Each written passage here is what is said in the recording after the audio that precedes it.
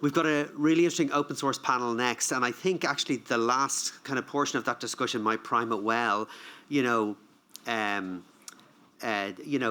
That open source doesn't open source data or compute or labor, and so some key issues there maybe that that we can get into. So it just remains for me to introduce this final panel, and so can I invite Clare Dillon? Oh, there you are, Clare. Sorry. Do you want to introduce the panel? Yeah, thank you. Great, thanks a million. And there's that clicker. That's wonderful. Thank you, Declan. So delighted to be here today now to talk more about open source. I'm so glad the topic has already come up. But with me today are three amazing speakers who we will have a panel with very shortly. So I'd like to welcome on stage Bastien Gurrey, who's the he works currently with Software Heritage, but has been working with the French government in their open source program office for many years. So it'll give us that great European perspective. Welcome, Bastien. Can I also call on Sarah Novotny, who has been leading in many open source projects at a global level, like Kubernetes and MySQL, ones you may have heard of. Had also led the open source software ecosystem team at Microsoft and the open source strategy team at Google globally, but is now come to Dublin to be in the political science department of Trinity and is researching geopolitical impact of tech sovereignty and implications for trust. Again, very topical for today's conversation. And indeed, Gar Mac Criosta, who some of you may have known from the HSE. He's a digital advisor for strategy and architecture from there, and is responsible, works on the HSE app, but also was product lead for the COVID tracker app, which was open sourced from Ireland back in the times of COVID. So we'll be coming to our fabulous panel in just a second, but beforehand we decided we might do just a grounding on open source just for everyone in the room. Hands up, first of all, who knows the definition of what open source is, particularly considering Meredith's conversation. Okay, pretty good. So we won't spend too much time on this, but just as a refresher, open source gives you 4 freedoms, and these nitpicky details that Meredith talked about are the freedom to run the software, a license to run the software for any purpose, a freedom to share that software, a freedom to study it, so to see the code and modify it, and indeed to share and distribute the modified versions. So they're the 4 freedoms of open source. But of course, in the open source community, there are licenses attached to that. There are many licenses that are open source licenses. They're mostly defined by the open source initiative at opensource.org. And indeed, it's also in the community not just about code, because it's also related to the kind of tools and process and culture that surrounds the open source ecosystem. So that's part of how we think about open source. But the reason why it's so important now, we want to look at that from 4 lenses. The first is that open source is everywhere. If you don't realize it, it's not just that the open source movement has grown significantly over the last number of years, but that open source is in all software. So not only is 96% thereabouts of the world's software contain open source, so even proprietary code contains some open source, but it's actually estimated that 77% of all the code in the world is open source. So even of the proprietary software, huge amounts of it is actually open source, and there might be a small sliver of secret sauce or proprietary code built on top of it. So open source issues affects all software. Also, in the context of open research, open source is incredibly important. So we heard earlier about the importance of collaboration in research. We heard earlier about the importance of reproducibility and accessibility. These things require openness, not just open access to publications, but open data and also open source software. And there are entire fields that wouldn't exist as research fields without open source software. So the AI field in particular, if you're a researcher, you can't get published unless you open source your software, because otherwise, what are you showing you have? Because you're doing open source research AI research, and you need to be able to demonstrate what that research is through open source software. Then we have and that's just the definition of open research from the UNESCO definition. But then we have the idea of economic impact. And I think this has been something that's been talked about for many years, but in the last number of years, there have been a number of reports to come out to quantify the economic impact of open source software. And there was a recent report at a European level to show that it has an impact or contribution of between 65 to $95 billion to the European GDP because of the value of the amount of open source software that's in use in the EU. But even more interestingly, more recently there has been research done on commercial open source companies. Now, these are spin-outs or small companies or even large companies that are fundamentally based on open source software, not proprietary software. And in this recent research, it only came out in September, it was shown that actually the amount of funding that's going to commercial open source companies is growing rapidly, faster than that's going into proprietary software companies. Not only that, but the money that's given to commercial open source companies is more at seed rounds, Series A rounds, and indeed when they exit, costs or commercial open source startup companies, they average 7 times greater valuation at IPO and 14 times greater valuation at merger and acquisition stage. So we're starting to see that these companies not only are based on open source software, but they are incredibly viable economically.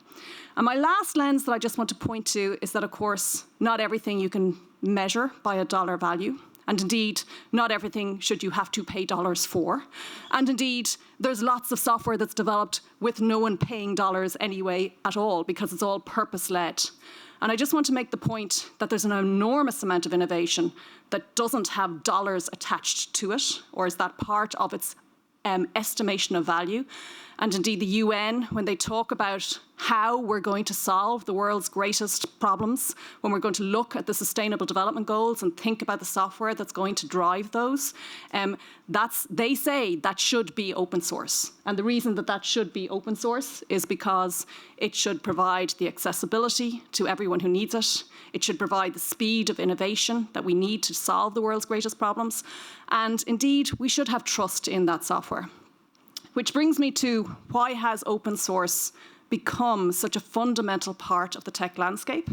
And for me, the biggest reason is because of the frictionless reuse. The software licenses that are available with open source means that anyone can take it and use it for whatever means, modify it and distribute it on, without having to, in a very repeatable, predictable way, without having to usually go through license agreements or purchase cycles or anything like that. That's the primary reason why this has become so popular. And that has led to accelerated innovation, because if people can take the software they need and build on top of it really easily, then they get to where they need to go quicker. And that, as an innovation flywheel, just keeps building upon itself. But also, that has led to much better collaborations in certain industry sectors, where people are sharing the cost of development and innovation, and particularly when you're not building the stuff that really matters as core value to your customer, but think about the amount of technology that's in every firm that's just the stuff you need to get done. I've heard some of the financial services companies describe this in a wonderful way as calling it mutualizing the cost of compliance when they're building regulatory software. And I just love that, because that's a very financial services way to say collaboration, but there we go. Mutualizing the cost of something by collaborating. But that also means that they share the risk. When something goes wrong, they all care about what goes wrong, and they all caring about the same thing that's gone wrong, which means that they collaborate more. And we heard that earlier in terms of the cybersecurity discussions.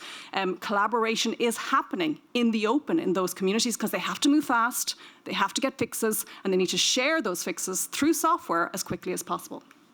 But fundamentally, it leads to economic and social impact that I mentioned before, and most importantly, increased trust. And if there's one thing that we all need more of in this day and age, it's trust in technology, in our institutions, in the things that are making the decisions about our lives. And the more trust we give, the more chance we have of adoption and the more chance we have of making a better change for the world. So I'm not going to go into much detail about why open source AI. I think Abeba and Meredith covered this, but I will say that it should offer the 4 free freedoms that we talked about earlier. But in course, in AI models, it is just more than software. It is the software, which should be for use without restriction with an open source license. It does include things like open model weights. And as we heard earlier, sometimes these things are being open washed, where maybe they provide the weights, but not the software, or they provide the software, but without the license to use it unrestricted.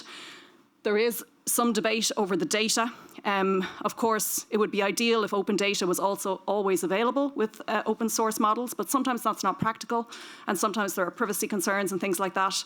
The Open Source Initiative's AI definition does ask for open source code with the proper license, the model weights, and open data where possible, and information about that data. And maybe we'll talk about that a little bit in the panel. But in the context of open source for I suppose, how it's been talked about in the AI world. Just want to give a little bit of where that's at. Because, of course, OpenAI has caused us no end of problems because it's called OpenAI and it's not very open at all, really, is it? Or at least it hasn't been. It started open, of course, and then in, I think, about 20, I think it's 2000 No, it was very early when it said, oh, no, we're not open source anymore, actually, because, risk and all that. Though most people would also suggest that might have been down to actually having revenue generating targets. But anyway, they decided to close. So for a long time, OpenAI were closed. And then what happened was DeepSeek, which you heard Eamon talk about earlier, the Chinese open model that knocked, I think, 17 billion off the US tech market because suddenly NVIDIA stocks dropped because they managed to build something equivalent to what OpenAI foundation models were doing, but with less money and altogether less effort. It was open source. Everyone started downloading it.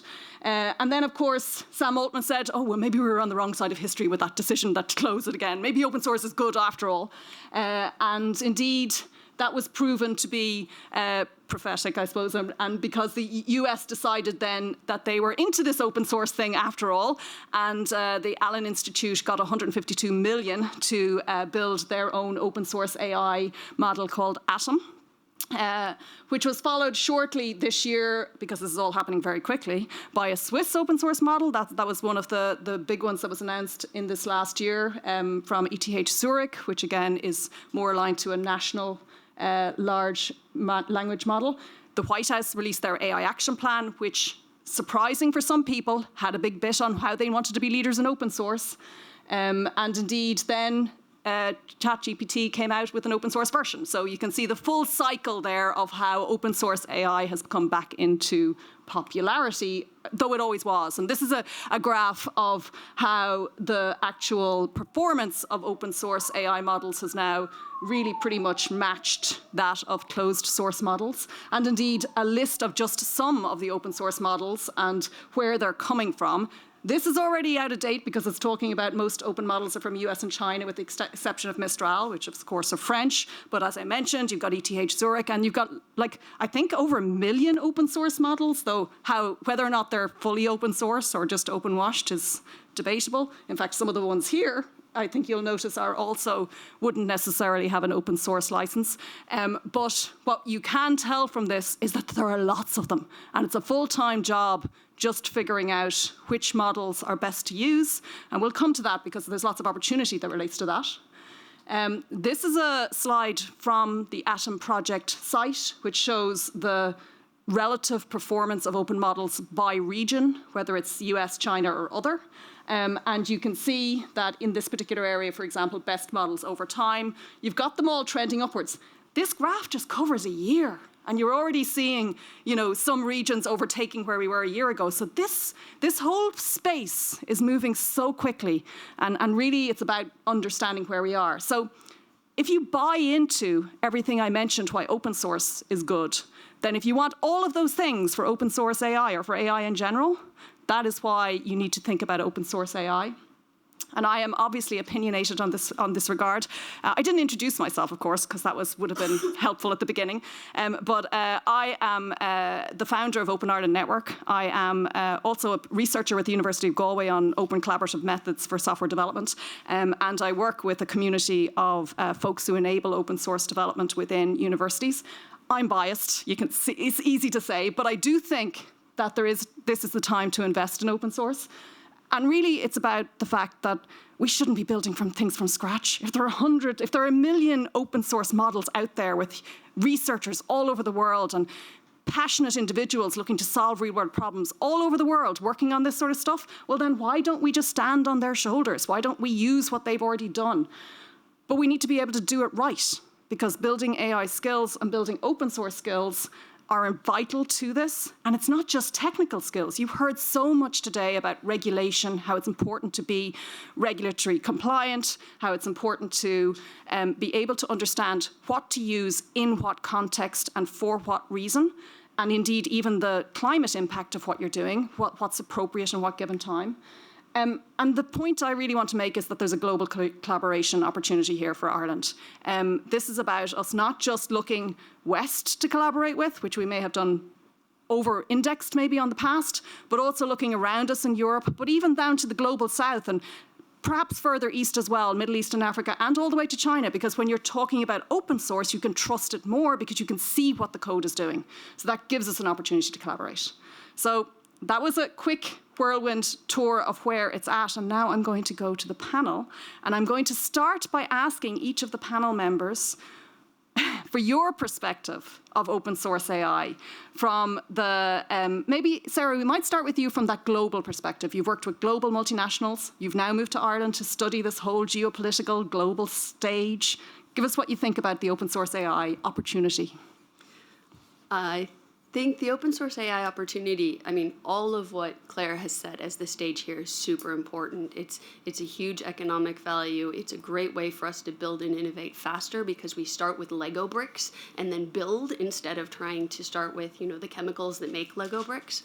And we find ways to build faster in this. So big tech has always has for a long time, let's say, invested heavily in open source in varying ways. They've done this through their own projects. They've done this through large-scale collaborations, and they've done it for a number of reasons. One thing we didn't chat about in this so far is that one of the reasons that big tech likes open source is there is policy privileging in it, especially in things like around AI and it moving so quickly. We have lots of rules now and policies now that say that open source is better for all of these great reasons, but they don't legally define it. And so if we say it's open source, or if we confuse and muddy the perspective of what is open source, things get easier to sort of slide in or get that grant or get adopted by a large-scale government. And I suspect you all know that you are very large, tasty customers for these big tech customers, or these big tech companies. So if you write a policy that says open source is better and they can say this is open source, then it makes it an easier choice for you because it gets all of that dragged along social proof of not only the 4 freedoms, but there are also 4 opens that are used within open source, which is the open source itself. So you can go ahead and have it evaluated, looked at, reviewed, have security review done on it. Then there is the open collaboration on it. This is one of those spots where things start to fall down around AI open source, let me not say open AI, around AI open source. Some of that open collaboration falls down. Some of the large-scale open source projects that exist are single vendor open source projects, again, sort of breaking with that large-scale open collaboration. So you've got open source, open collaboration, open design, and then open development. And again, those single vendor spaces are a little bit harder to see that part of it. Sometimes it's performative, and so it exists, but it's not collaborative. So some of the big things why big tech really likes open source and why they invest in it. It gives those Lego bricks. And I think one thing I just want to check from the big, because one thing we often hear are concerns about things like maybe security or things like that. And I think, my impression is that with large corporation involvement in the open source ecosystem, that governance and things like that has definitely improved over the last little while. So maybe you can talk to how they're thinking about that. Yeah, happily. So open source governance has become a much broader discussed thing than it was 10 years ago. There's the concept of a BDFL, a benevolent dictator for life, which is how someone led an open source project for many years, or perhaps a group here. No, the benevolent dictator for life made the rules, you did the things that they said, and the community moved on. And that there was this sort of sense of a meritocracy, but that meritocracy was at the governance benefactor of the benevolent dictator. In the last many years, especially as you've started to do large corporate collaborations through organizations like the Linux Foundation or the Eclipse Foundation here in Europe, you see that these companies want to make sure that no one big tech company competitor is privileged over another. So there's a lot more effort put into governance and rules around how you grow the community, how you gain rights to make contributions. And all of this leads to better security, better auditability, better traceability, and mitigates security risks in a lot of ways, like some of those that happened with the XZ exploit many years ago. Thanks, Sarah. And Bastien, maybe I'll come to you now. So you've got a government perspective on open source. And indeed, France, I think, has had like legal regulation determining that things should be done in open source. We've also heard, and it has certainly been said, that France is a leader in EU around open source AI or AI in general. Can you maybe talk to that trend in France, how that's come about, and your impression of that opportunity around AI, open source AI in general? Yes. Let me first say a few words about open source and code in general, and then I come to open source for the French government, and maybe, if I have time, to AI open source. The thing is now that code is cheap, right? Because we have models that write codes. We have codes everywhere. What is really costly is the infrastructure, is the computing power, is the access to data. So that's where the power lies. And we are at this weird age where there is a lot of open source everywhere, but the code software seems not that valuable as it was 30 years ago. So we need to think about that when we listen to everything about free software and so on. The other thing I wanted to say is that the more, so I was 20 when I discovered free software, and the core idea was, it was not about replacing Microsoft Office or Windows. It was not about software. It was about freedom, and freedom in the sense that, raising awareness that software controls us. Even in the awakening of the web, you could feel that it would grow in that direction. It's going to get worse and worse, and it's worse and worse today. So what's precious about free software is not the code, it's this global awareness that software controls us. So software eats the world, open source eats software, and this awareness of or ties to this global digital infrastructure is so that was my preliminary word. Sorry. So the French government had this policy in 2016 that everything should be open source, that we should favor open source when we buy software. And it was really key in opening and in letting ministries collaborate with each other. When I joined the government in 2020 and 18, 2 years later, we had COVID. I didn't work on the COVID application, but I work on something else. That is the COVID recommendation algorithm. That was a survey that you would take that tells you whether you should call the emergency number or not. So it was really critical. So what we did, we worked with researchers from the Pasteur Institute.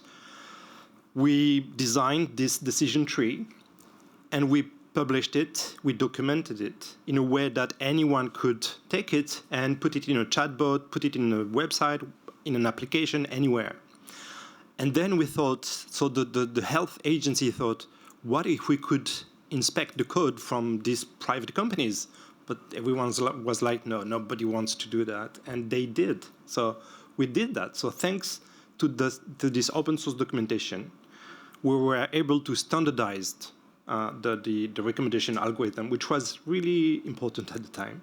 And we were also able to inspect the code from the companies. They were okay open sourcing this particular part of the code. And then we had researchers saying, oh, but you can optimize your decision tree.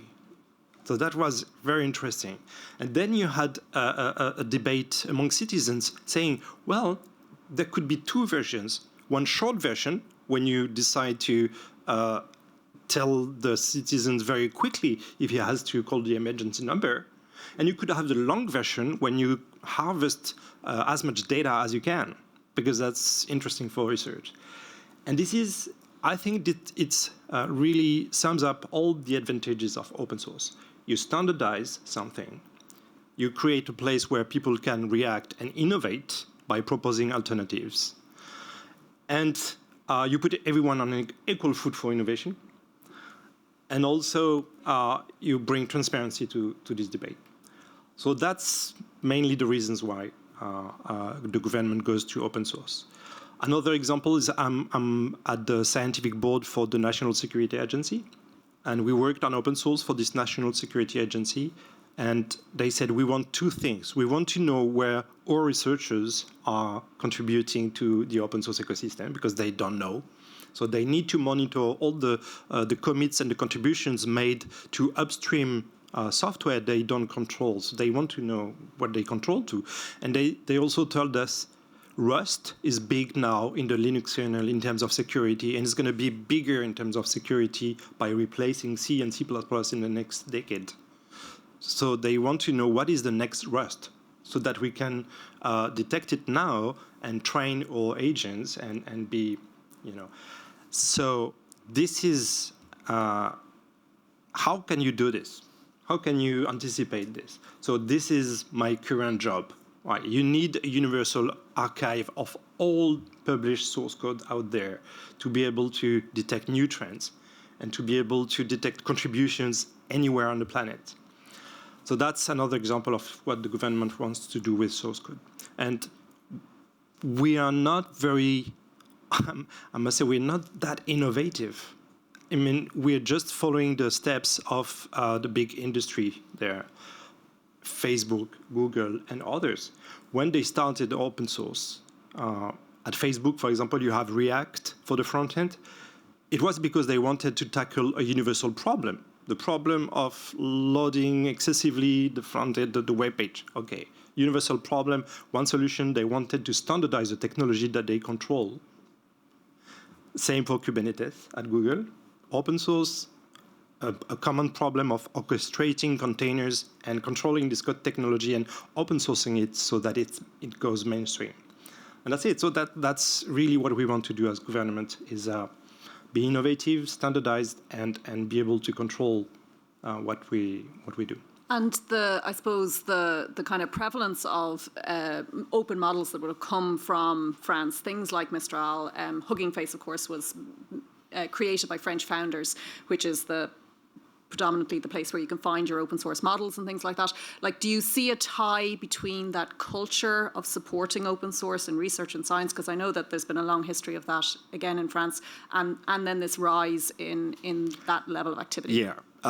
Definitely. We had this, we were lucky enough to welcome the Debian conference this year in France. It's a huge conference in open source, traveling the world every year. We had this in Brest last year. So you had researchers from the National Security Agency, you had civil agents from the Interministerial Digital Directorate. So we were even sponsoring them for that. So there is this strong culture of open source in the research. For many reasons. One of them is reproducibility of research results that is still shy as a movement, but the open source community within the research community is strong on that. And you mentioned Mistral and Hugging Face. At DNUM, we started to use models to see how we could help agents. And citizens, so we experimenting a lot in different directions, and suddenly we thought, okay, how can we? There is this model card thing on Hugging Face. There is the description of a model of the data, all that stuff. Is it standardized? Not really. There is no specs to define what is a model card, and you need this standardization for the open source AI definition that the open source initiative is pushing. So it was really natural for the researchers, thinking about this, to talk to Hugging Face as a private company and to sit down and say, okay, let's write some specifications about this. And that's the open source way of collaborating, and that's very natural to this community. That's great. Thank you, Bastien. And that talk about COVID times reminds me of many of the conversations that happened around the time of the COVID tracker app. So, Gar, I'll come to you next, and maybe you can give a little bit of background about that experience, but also, I suppose, your learnings about what that opportunity may look like in the future for Irish government. So I guess the first thing is I just found my French twin, because we both started working in public services in 2018. We both worked in COVID stuff. We both did COVID response stuff, and we're both sitting here at this panel. So, and I think part of it is, and it's kind of, as I was listening to you guys talk, I was reflecting on the fact that anytime there's something to do with government, like public service, open source stuff, I get a phone call, can you come talk about it? Because we haven't done very much of it, to be honest, and to be blunt about it, and we haven't talked very much about it. And the reason I get called up is to do with COVID Tracker. So we built COVID Tracker in 2020. Clare was my personal counsellor through the months. It was like trying to keep me sane through this process of discovery, to try and figure out how we're going to like build some form of technology to find two people who were too close for too long. Too close being 2 meters, and too long was being a couple of minutes, right? And that ended up being the Google Apple exposure notification system, but at the start of it, none of that stuff existed. So in a matter of, it was 100 days, the world changed 2 or 3 times. And at the end of it, we had actually inherited stuff because we were talking, and again, this goes back to the global community, because the first people was Singapore. So team in Singapore, Jason Bay and a team over there in the Singaporean government had built something. They were talking about open sourcing it, hadn't open sourced it. The Aussies were doing something, then the Aussies got a hold of it, and we were all kind of sharing.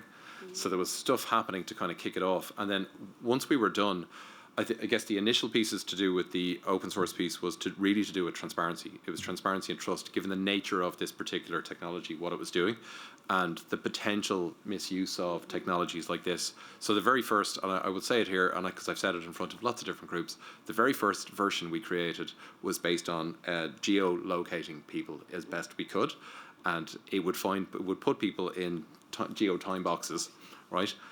And we decided we could potentially do it. It wasn't that accurate, and also from a privacy perspective, it was a nightmare because it built up a graph of everything, and it centralized that, every connection between any person who is potentially close to each other. But it's a discovery exercise, and part of it is that it's very difficult then to talk about these things, because it's like, if we were to announce that, we were already, like, we were late 10 days into the project, and we were on the front page of the Sunday newspapers for 6 weeks running. And that was just part of the nature of something like that in terms of response, and I'm sure it was very similar in France. But I think the open source piece at the end of it was, we open sourced, and there's kind of a funny anecdote here, because we said we're going to open source, and then I got an email from the press office in the Department of Health. Can you send us the code? It's like, sure. So I sent them a link to GitHub, and they were like, what's this? It was like they were expecting a Word document. So it was like, no, this is, but who's going to want to look at that? I was like, well, you're not. Right? So that's the starting point. So there is a clear misunderstanding, and I'm sure you guys have had this. It's at a government and a policy level, why would anybody care about this stuff, and why is it useful? What ultimately came out of that was we open sourced it, put it under an Apache 2 license, contributed to the Linux Foundation as COVID Green. It got picked up by, I think there was 10 different implementations of that, and there were components in the New Zealand app as well, so they took bits of. And that was kind of that. And then we did stuff around COVID certs and things like this, but that was kind of it, right? We're done now. Because traditionally, so if you go back to the what's the opportunity here? Traditionally, government is a consumer of these technologies, right? So we consume technologies. So somebody creates something, and then we buy it off them, and then we use it. And we're not necessarily creators of it, so we don't really understand our role in that process. And it's an ongoing difficulty here, because in these situations where we're trying to build things, we can either take somebody else's stuff and bring it in and say, yeah, we're going to use that, right, because that solves our problem.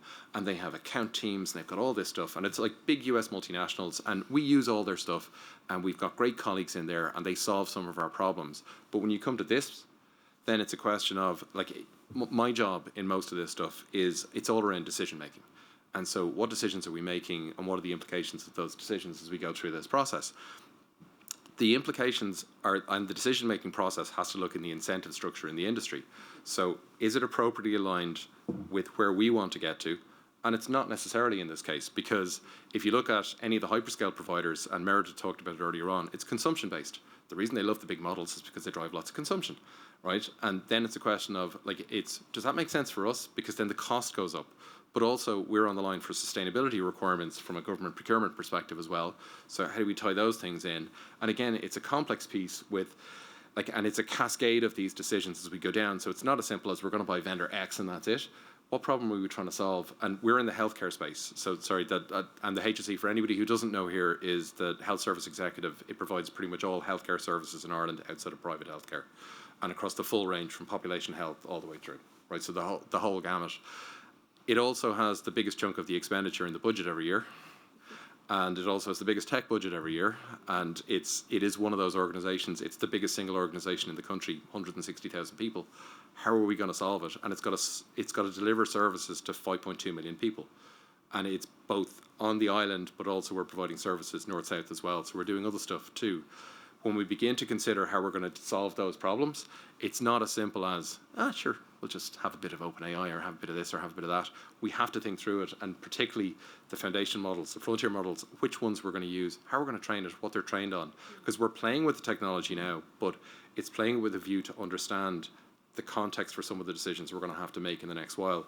So I guess just to finish off, and I'll go back to you now, Claire, in a second, is the rate at which, because so there's kind of two things that came up as during the course of this day. The first thing is there's this sense of it's getting faster and faster and faster and faster, and the loop's getting tighter and tighter. And in one dimension, that's true.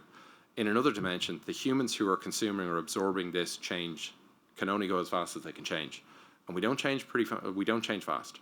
We change pretty slowly. And if you look at the change rate in government, the change rate in government is driven by strategy and policy. So you're kind of constrained by some of this stuff as well. So we've got to kind of factor that in. So I think there's just a number of pieces there that we just need to consider as so I see the opportunity, because I'm a fanboy for this. I love it, play with it, want to do all that stuff with it. But at the same time, it's the cautionary tale is, like, if we go and build things like this, how much of it are we going to throw away? How much of it is actually useful? And I love Meredith's piece because there was actually, this whole piece has been infinitely quotable. I think there's open quotes coming out of this whole thing. But I do think that there is a piece here where we just need to switch on, stop the magical thinking and figure out what's real, and just move away, because the hype is going to kill us. That's the key. So, Sarah, yeah. Can I just add a thing to that? Because I wrote this to Claire in text messages as we were listening to Meredith. I was like, to whom or what software are we trying to abdicate our responsibilities, our risk, and our decision-making to? And what are their incentives? Because that's really what you end up deciding. Thank you, Sarah. Now, I'm afraid to say that because of our time constraints, because we've got one of our panelists who has to hightail it to the airport, we're going to have a very short final question. So I'm going to ask from one sentence from each of you. I know this is really hard. It usually takes longer to get shorter, but one sentence that describes, if you had a budget to invest in open source AI, and thinking about that and Ireland's opportunity around that, where would the majority of that go? What would you think is the one thing, if there was one thing that you could magically wand up, what would it be? So, Bastien? You have to invite me back, right? Oh yeah, we'll have to have a longer conversation, and we will. Public procurement for small SMEs yes, in open source, blah, blah, blah, blah. So one sentence. I would invest in AI preferences. Okay, right. I would let people decide whether they want their data and their source code be used as data for training models. Okay. Like the robots.txt for deciding, for owning the decision on whether you want your data to train models. That's some work we're investing as software heritage at the level of specifications and explorations, and I think it's key to control things a bit. Thank you, Bastien. Sarah, one thing. I would invest in government staff technology literacy. Okay. Having them understand what it is that they're working with, what the risks and trade-offs are, and where there is magical thinking. Brilliant. Thank you. Gar? I was going to go with invest with the people as well. Okay, we've got two for people. But I do think so. And one thing that didn't come up in all the opens was the open standard side of it. So, and I think some of the work we're doing at the moment, so European Health Data Spaces is coming. There's a lot of work, and actually some of the stuff Rob talked about this morning in terms of how you can apply this, like the areas of synthetic data, the areas of data quality. I think there's going to be a huge opportunity there for us to be able to fill in some gaps there where we just don't have good data. So that's great. Well, just give it to adapt. What? I think, Olivia, I think we've come to time, have we? We have, and I'm sorry that we can't take questions from the audience, but because this is open source and we do things asynchronously and oftentimes online, please feel free to contact us and email questions, and we'll hopefully get back to you. And I will mention that there's going to be a conference on this topic in February from Open Ireland Network called the National Open Source Innovation Summit, and we hope to see many people there, because we hope to invite everyone here back for longer conversations at that event. And we'd love to see you there too. Thank you.